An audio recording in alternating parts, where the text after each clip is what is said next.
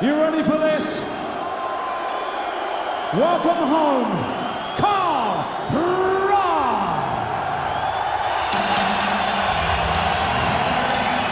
Home is the hero. Froch fighting in a World Championship fight for the 8th time running. He's been 3 years away on the road. He's never lost a fight in Britain, but finds himself here as an underdog in his own backyard.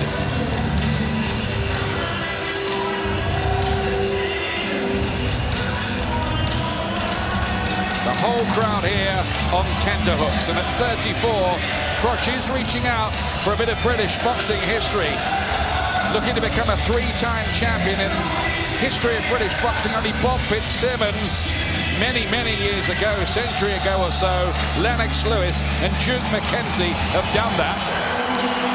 He's been an absolute credit to the game, but he does have his work cut out tonight, even in front of this adoring crowd, Jim. Yeah, but Carl's been all the way through the Super 6 tournament with real tough, world-class guys were falling by the wayside. So he's fully prepared for anything that he has to face tonight. We know how tough he is, we know how strong he is, but let's not forget the skills that Froch has. He didn't get through the Super 6 on toughness and strength alone.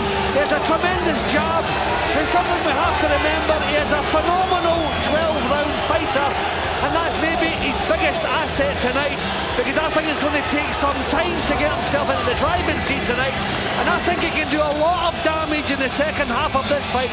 That's what I expect. I think he's going to have to come from behind tonight, but he's done that before, and we're sure he can do it again, and we hope he can. Froch seeking redemption after a December defeat against the outstanding American Andre Ward, who looks the best in the world. He's not come back to a nice easy fight. He's back in at the deep end again with Lucian Bute here. What is going to happen here in the next hour in this extraordinary atmosphere in Nottingham?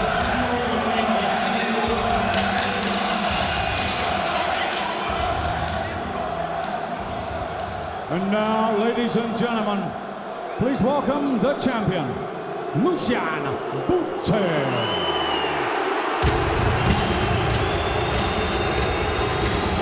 Well, a few boos. He's not used to this. What he is accustomed to is fighting in front of 16,000 adoring fans in his adopted home city of Montreal, which is where he's made all but one of the 9 defenses of the IBF title. He's a major star there, so much so that nearly 1,000 fans have travelled to Nottingham to see him. There are a few people from his native Romania as well at the weigh-in, making lots and lots of noise. He knew, his camp knew, that this was going to be different.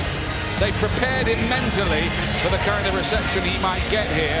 But Barry McGuigan makes the point, how is it going to affect him, and will it affect his performance? Well, will it, Jim? I don't know. I mean, this is a man who has set up a new life for himself halfway across the world.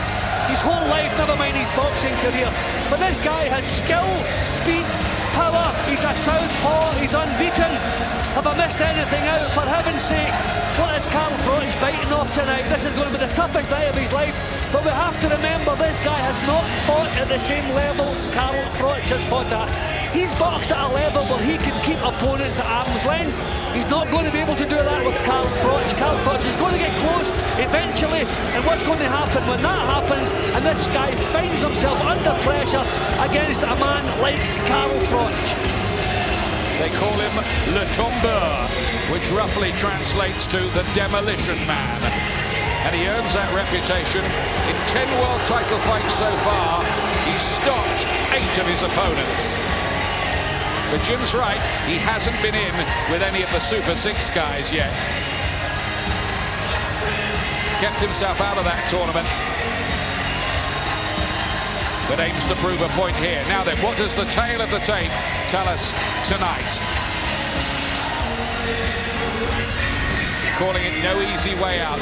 Froch is only 2 years older, though some people think he is coming towards the end. He denies that. Roughly the same height, the reach, only an inch in it for Bute, and both inside the 12-stone super middleweight limit. Froch's debut was 10 years ago, Bute a year later. They both had exactly 30 fights. In fact, Froch has only boxed 18 more rounds than the Canadian-based fighter. Bute, though, with that impressive knockout percentage, 80%. He does hit hard. Watch for his body punching with the left hand. And here's what the bookmakers say. They've got Bute as a warm favourite, 13-8 on. Froch odds against even at home. The draw's at 25-1. It's a big one, all right. One of the big nights in British boxing, this in recent memory. And we're ready for the introductions. Ladies and gentlemen, would you please show your respect for the national anthems?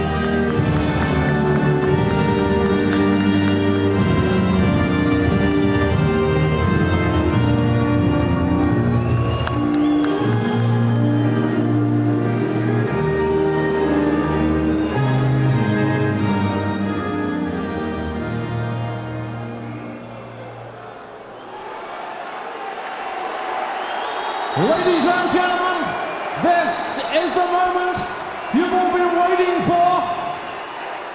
This is the main event, the fight of the night.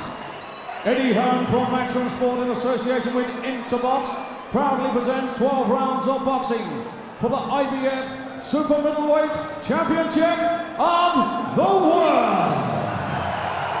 All sponsored by 888 Poker in association with Longsdown and Northfire. And a very warm welcome to our viewers joining us live here on Sky Sports HD and Sky 3D. And for the thousands in attendance and the millions joining us around the world. Fight Night Live!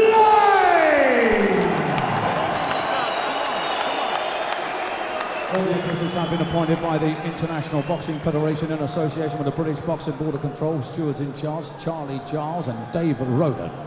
Our supervisor from the USA is Lindsay Tucker. Timekeeper at the bell is Mr. Andrew East.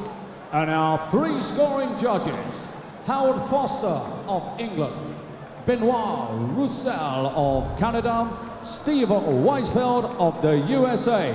And the man in charge of the action and taking part in his 21st World Championship contest from New Jersey, USA, Earl Brown. They're the officials. And here we go. Introducing to you firstly, he's fighting out of the blue corner. He's wearing the black trunks, trimmed with silver and weighed in at 11 stone, 13 pounds, 5 ounces. He brings a 30-fight record, 28 wins, 20 inside the scheduled distance, just 2 defeats. He comes to the ring as a former undefeated British and Commonwealth Super Middleweight champion. He is the 2-time champion of the world. The Fighting Pride of Nottingham, England, where he is known as the Cobra, Carl.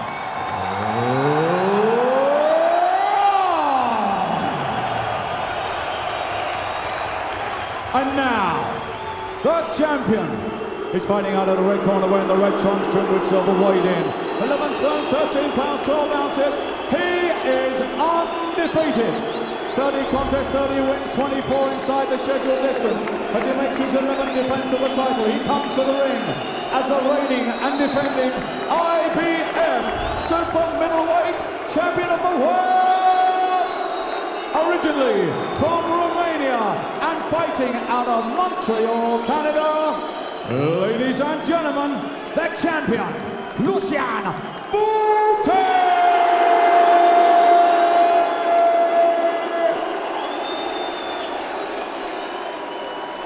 So that's it. Here we go. 12 rounds of boxing for the IBF Super Middleweight Championship of the World.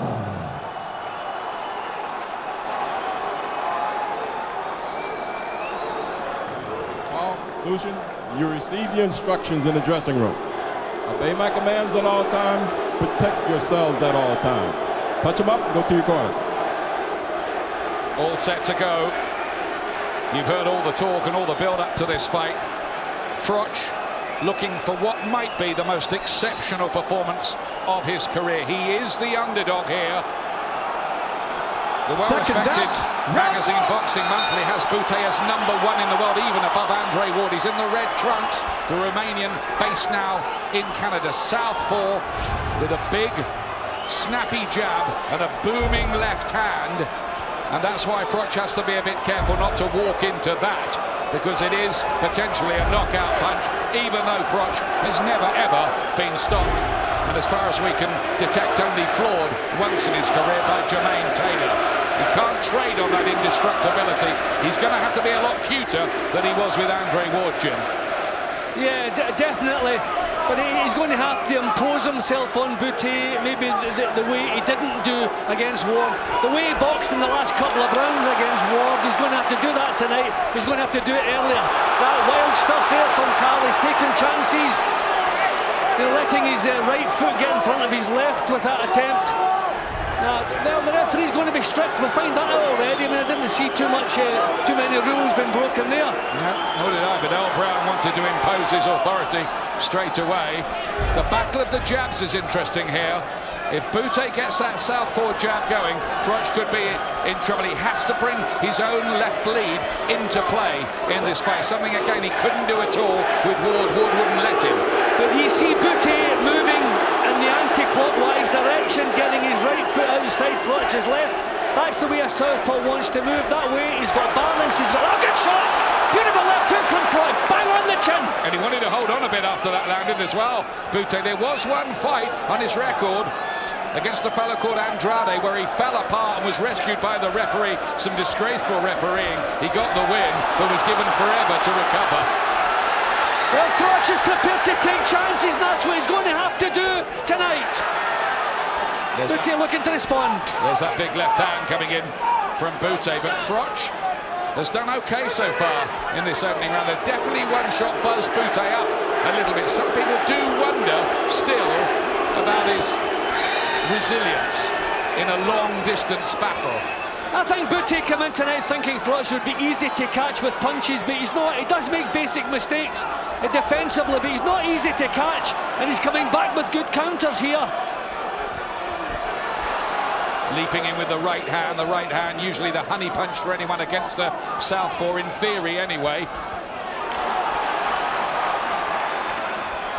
They'll have thought long and hard about how they're going to approach this, Robert McCracken, the trainer, and the team, and how to negate what Bute usually does every time. And a good punch from Bute. Well, I don't see a lot to split them again. Good work from Froch.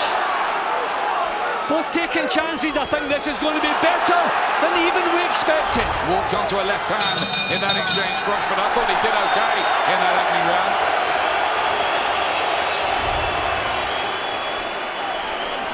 You can catch this fella, no problem. But you're standing up tall and you're letting him hit you. Because you went back to the ropes, you listening? Iceman. Listen, you went back to the ropes and sat there and let him throw a shot. You loaded up. Listen, don't load up. Listen, you can hit this fella, but you can't load up. You've got to move in and out. Everything's okay, just watch the punching on the break, all right? Listen, you've got to move in and out. Carl, listen to me. Lighter on your feet, all right? You can hit a little bit, this fella. You've got to be a bit tidier. Yeah, I know, but don't give him nothing, all right? Down the middle, move your head. Come on, wake up. Come on, switch on. Come on, deep breath. Come on. Robert McCracken there in the corner with Carl Froch, who had his successes in that opening round. Yeah, he did a couple of clumsy things which will be dangerous, but I thought, OK, Bute finished the round a bit better, but I thought Froch gave as good as he got, and he tested Bute's chin a couple of times, which is good. 5 wins and 2 defeats in world title fights so far for Carl Froch. Sometimes he's done it in extraordinary fashion, like winning with 14 seconds to go against Jermaine Taylor away from home, when he was losing the fight on the scorecards anyway. He does find a way to prevail, beaten only by Mikhail Kessler, and last time out, rather outclassed, we thought, by Andre Ward. There he's trying to let that big left go, Bute. This is as deep as Bute's ever been in as well. It's the first time he's fought one of the elite men in the division. He's beaten some useful men, but not men in the Froch class. Yeah, and he's not finding it all that easy to get into punching range. I know it's early days, but I don't see much difference in the speed of Bute to the speed of Froch at the moment. Froch keeping a cool head, just keeping that jab ever ready. Not getting his jab into play at all so far, Bute, significantly. He's hardly landed it. He's looking for that left hand. He's very, very fast with that, and he's got a good repertoire as well. Watch uppercuts to the body. That's a big shot for Bute, and has been in the past. Yeah, that's the big worry for Froch. I mean, against an orthodox fighter, that left hand up through the middle to the body lands so much easier. Froch will have to be wary of that. Bute started this round positively. A couple of good shots home already. Very little in it so far. Talking about careful pressure. Bute was hot! Bute was hot, Marion! Yeah, he was, I think, too. Again, he wanted to just grab on for a second. That was a thumping right hand there. Bute did not like that. Froch has twice already shown us the power to trouble him. Grounds for optimism, possibly, for Froch. Looking to disprove those who seek to write him off. And with this massive crowd, or nearly all of them anyway, right behind him here. So he's already beaten Andre Durrell in a close one, and in a thriller too, is Jean-Pascal. Heads coming together. Froch getting they weren't told to break, so Froch was right to throw that left hook. This is a good round for Froch. And again, he gets his jab into play there, the left jab from Froch. The referee's going to take one in a minute if he keeps diving in the middle of some of the exchanges that he did just back then.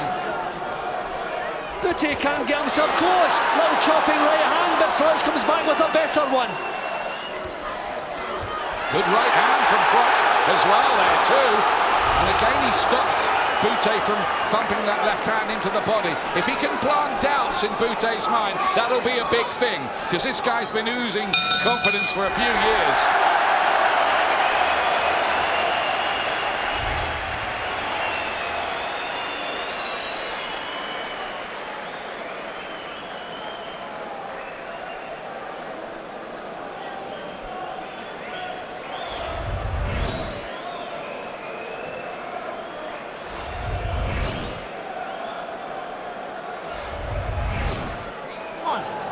No slow jabs, all right? 1, 2, double it up, don't worry about your arm. 1, 2, double it up, and then short and sharp when you're there, head or body. Don't stand up tall though, because he'll catch you. Listen, you have to move side to side all the time. Carl Froch trying to lay down the law in his hometown of Nottingham again. Well, showing us again is the power to hurt Bute. Bute had to grab hold after that right hand. It wasn't a full-blooded shot, but Froch is so heavy-handed, anything he lands with the knuckle part of the glove is going to hurt. This is the third round. Carl Froch of Nottingham, in the black trunks, trying to become a three-time world champion here and to dethrone the unbeaten Lucian Bute. Huge television audience in Canada. Sugar Ray Leonard is here working for Canadian TV for this fight. You know, Bute's boxing at the moment is a bit amateurish. You know, like poking out with the punches, feeling out with the punches. He's not snapping them out the way Froch is doing. Caught with the left hand there. Froch trying to move away all the time from that booming left hand that Bute possesses. But Bute is trying to draw leads from Froch, and Froch is not obliging. So he's having to step right in and let the left hand go to get some punches home. Froch cagey and clever.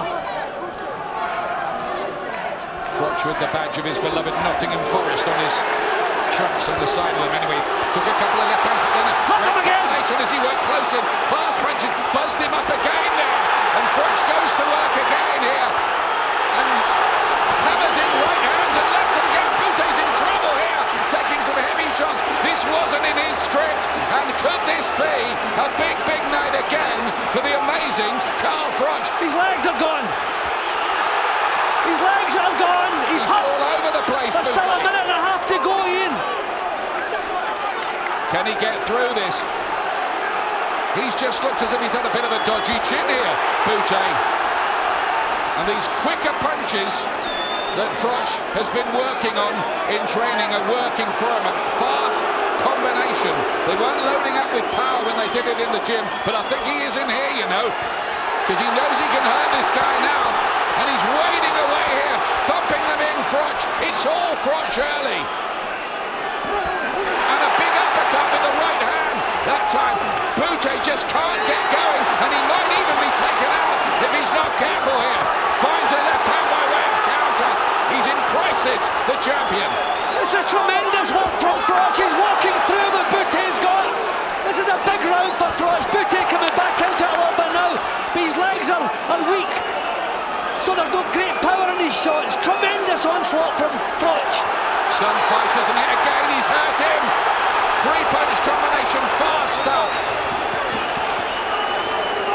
Oh, what fools we were to write off Carl Froch. This is amazing. Big combinations. Referee takes a close look. Nothing coming back from Bute, who needs that bell and needs it badly now. He's having to show some guts. The bell's coming up. It's an incredible round. It's a massive round. That's a 10-8. Ian, that's a 10-8 round.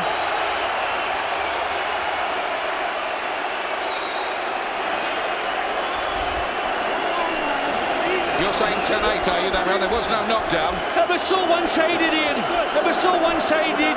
If you're going to let people nick rounds, then look at the work here from Froch. Every time he landed on the chin, it troubled Bute. He cannot take Froch's power. He cannot cope with his strength. This is remarkable stuff from Carl Froch. There's the right hand again.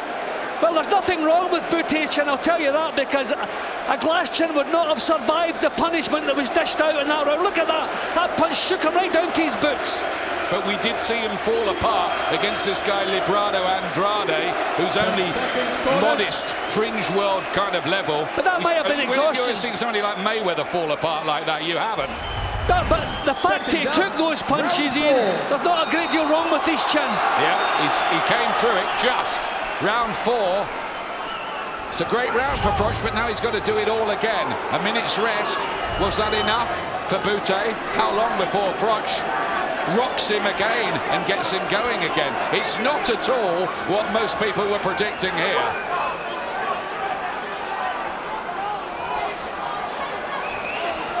It's another tale of the unexpected from a real tough guy fighter in Froch. See, it's when Froch springs onto Bute, he cannot do anything about it. When he tries to box his way in carefully, he doesn't get there, but when he springs onto him, that's when he creates the damage. There's that left hand, but the trouble is, you see, Froch has got an absolutely fantastic chin. I've seen that time and time again. So the power that might have taken out other opponents might not take out him. Well, this is a dream start for Carl Froch. I thought he'd have been chasing this fight by the halfway stage.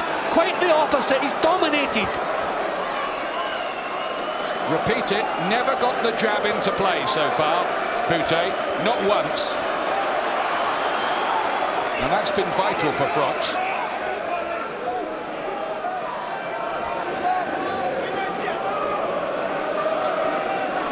Just reaching with the jab rather than snapping at that time.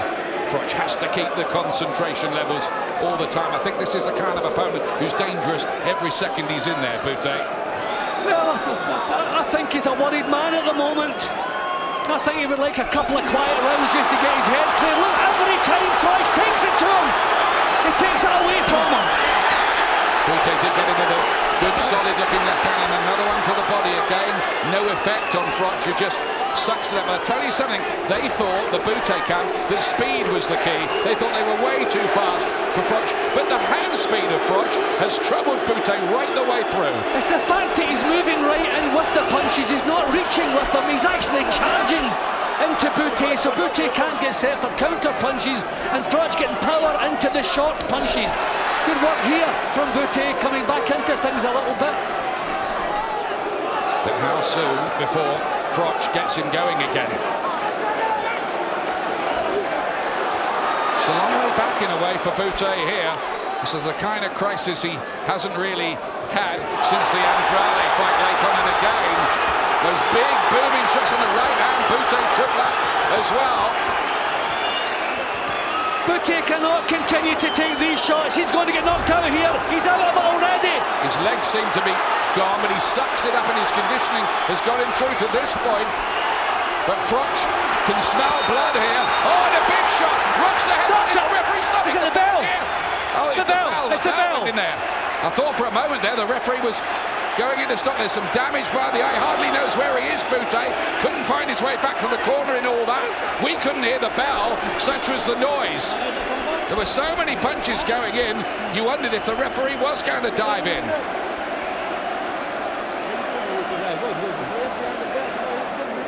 Referee taking a look at the blood by the left eye as well. Every time Froch lands cleanly, he blasts Bute right out of there. He cannot handle the power or the strength. I mean, another dominant session. Okay, he didn't dominate for the whole round. Bute cannot continue to take these shots. He's gone, his legs have gone. This is all down to what kind of condition and powers of recovery does he have. He hardly knew the way back to the corner then.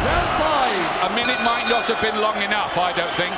Here's round 5. Is Carl Froch here on the brink of something absolutely extraordinary?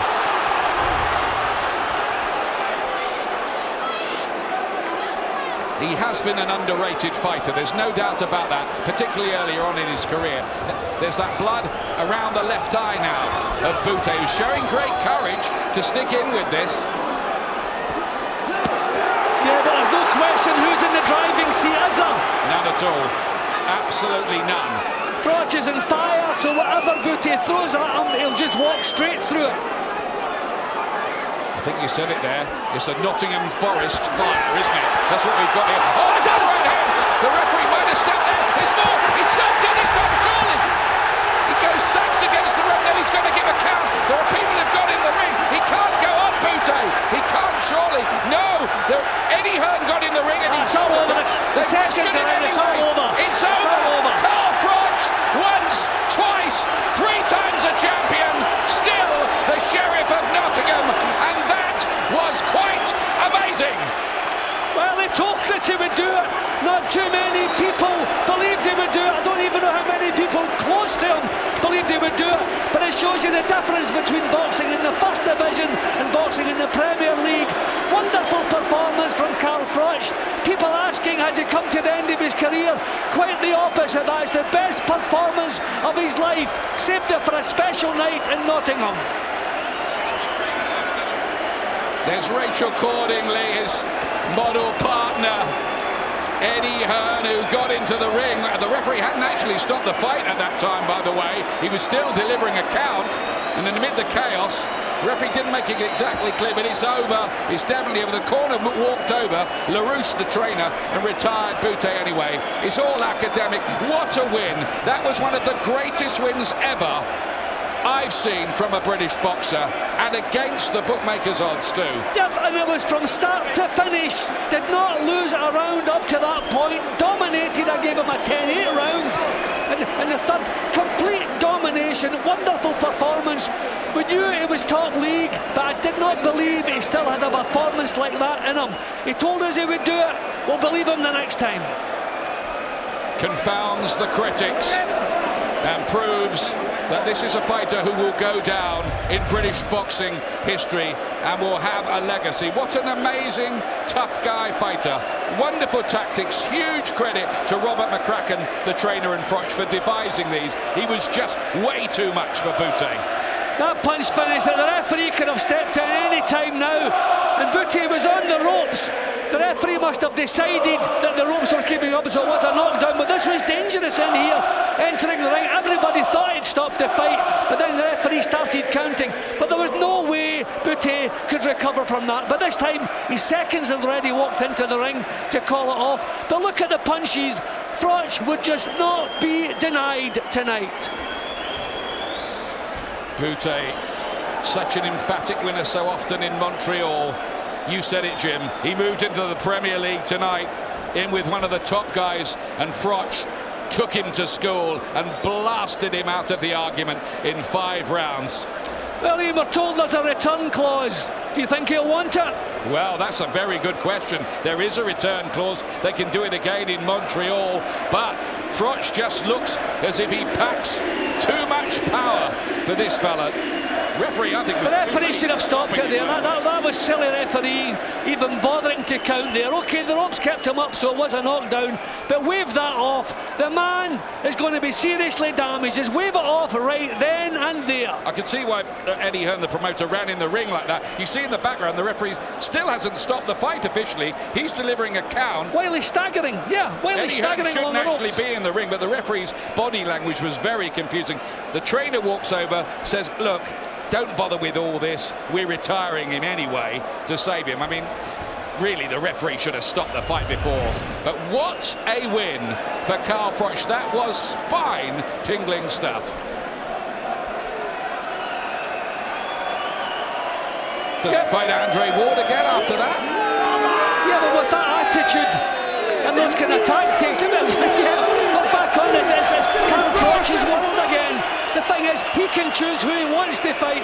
He's the money man now. He's the attraction. Mikael Kessler, the very good Dane who beat Froch, one of only 2 men to beat him, is here tonight. I know he's just moved up and had a win at light heavy, but you could see those two doing it again, couldn't you? Maybe here. That's the fight Froch is desperate for. In Nottingham, yeah. That's a fight Froch has been... Since he lost the first time, he's never accepted that. So that's a fight that could be if Kessler fancies it after what he's seen tonight. Just fabulous from Carl Froch. An incredible performance. What a performance he gave the fans here. They will never ever forget it. And by the way, neither will we. Ladies and gentlemen, timekeeper Andrew East has recorded a time of 1 minute and 5 seconds of the 5th round. Your winner and the new and the 3-time champion of the world, the Cobra, Carl Froch.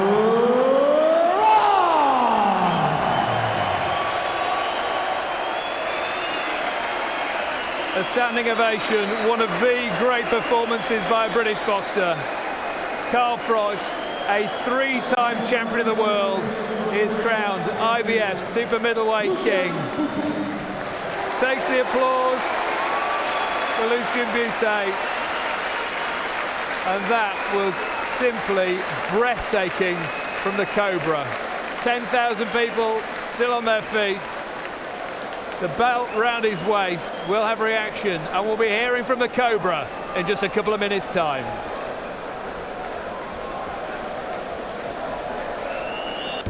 It was simply sensational. Stunning. Carl Froch, the Sheriff of Nottingham, the champion of the world, a world champ for the 3rd time. And didn't we enjoy that? Froch, ringside, talking to Adam Smith. Carl Froch, an absolutely scintillating performance. A 3-time champion of the world. Has it ever got any better than this? It's still sinking in, to be honest. It's absolutely fantastic. The support, I just want to make a big thank you to all the fans for coming here, because it's late in the morning. People have really turned out for me, but no, it's still sinking in. You know, after the Andre Ward defeat, I was very, very deflated, to say the least. But, you know, things wasn't right out there, and no excuses. I got beat by the better man on the night, but I was here tonight to put right a wrong, and I came in this ring more determined than I've ever came before. I've listened to Rob McCracken, my coach, from day one to day, whatever it is, in 12 months, and he never gets it wrong. When he tells me what to do and I listen, I always get it right, you know. And I've been guilty of switching off in the past, but tonight I was very switched on, focused, determined. I felt like $1 million for the last 2 months. I've been on the weight, and I came here to do a job, and I was so focused from in the changing rooms earlier, from round 1 right through. If it had gone 12 rounds, it would have been 12 rounds of that. I was just on it tonight. I tell you what, you looked $1 billion in the ring. You've been on the road for 3 years. You've tackled the best, Lucian Bute, undefeated, and you've done this. Some accomplishment, Carl. Unbelievable. A lot of people wrote me off. A lot of people on the punditry. A lot of people in the boxing magazines now. You're a big underdog. They're rewriting the script. They've got Lucian Bute ranked at number 1. They've got me ranked at number 4. So I want to see that rectified. And the bookies as well. The bookies got it wrong, like I said they would. So a lot of people in Nottingham have made a lot of money on me, because, you know, the odds were great. And I'm here tonight to just put a show on, win this IBF title, and that's exactly what I've done. Sometimes, Carl, you admit you're slow out of the blocks tonight. It was fast, beautiful jab, the movement correct. You outboxed the boxer. I could not afford to be lazy, flat-footed, arms down, stiff head. I had to have my head moving, the feet had to be in and out. I've been listening to Rob. I've been training with all the top amateurs. You know, and when I've got the guru in my corner, there's nothing can go wrong as long as I listen to him. And I listened to him, like I said, for the last 12 weeks. Let's bring the guru in. He's understated, undervalued. Rob McCracken, tactically perfect. Yeah, he boxed fantastically well. He trained really hard. He lost in Atlantic City before Christmas, but things weren't right. Maybe down the line we can put that right. Ward's a great fighter, but Carl Froch is a great fighter. I think Carl Froch proved him and Ward are the best 2 at the division by a country mile. He's almost 35. He's been in with them all, but he looked the best ever. Yeah, he's a fantastic specimen. He doesn't gain weight. He's tremendous to work with. He's got to be right. He's got to be focused for a fight, and he'll deliver. There's Mikael Kessler out there, another great super middleweight. There's some great fights out there, but let's give Carl Froch some credit. He's been underrated in this country, and I think it's dreadful. He's one of the best fighters we've ever produced in these lands. A fantastic boxer. Hear, hear to that. Eddie Hearn, the proud, emotionally exhausted promoter. Unbelievable, you know. I talked about Carl Froch. He's a friend, you know, he's a warrior. We knew this was all or nothing tonight. You know, you try not to put pressure on yourself like that, but this was a last chance saloon for Carl Froch, and it meant so much to him. I want to thank the people of Nottingham for coming out. The support is incredible. And, you know, we're contracted to go and rematch on Lucian Bute. We'll do it in a heartbeat. You know, that was a comprehensive beating that Carl Froch put on. And he's 3-time champion of the world, baby. Baby, a wonderful night, obviously, for Team Froch. And will you take the rematch? Will you? I mean, you know, will he take the rematch? Listen, we're contractually obligated to take the rematch. In Canada. You're right. Well, they want to take the rematch. That was a real one-sided affair. We'll go away. He deserves a family with his holiday, or a holiday with his family. I don't really care which one. I can't believe it. We're over the moon. It's a proud, proud day for England.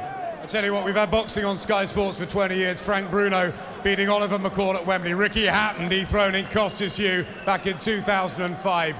I think we rank it right up there, do you? I do, yeah. He's a great fighter. You know, I had to take him very seriously. That's what I did. And that's why I did the business. Are we talking about Lucian Bute?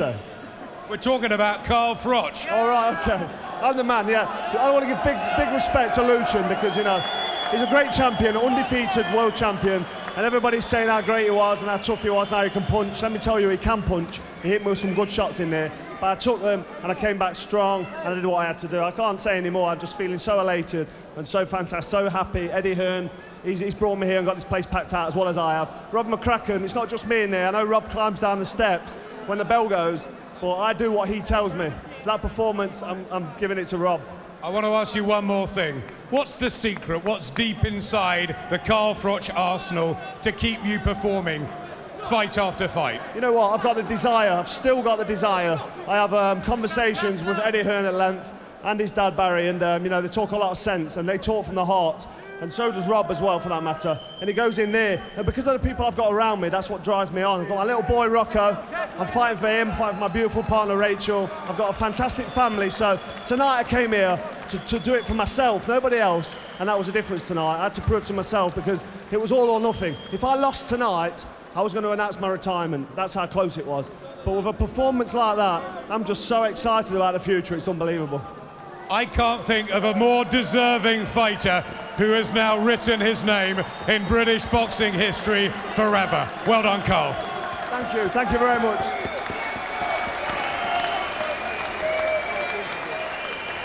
Round of applause from the guys in the studio as well, because that was utterly brilliant.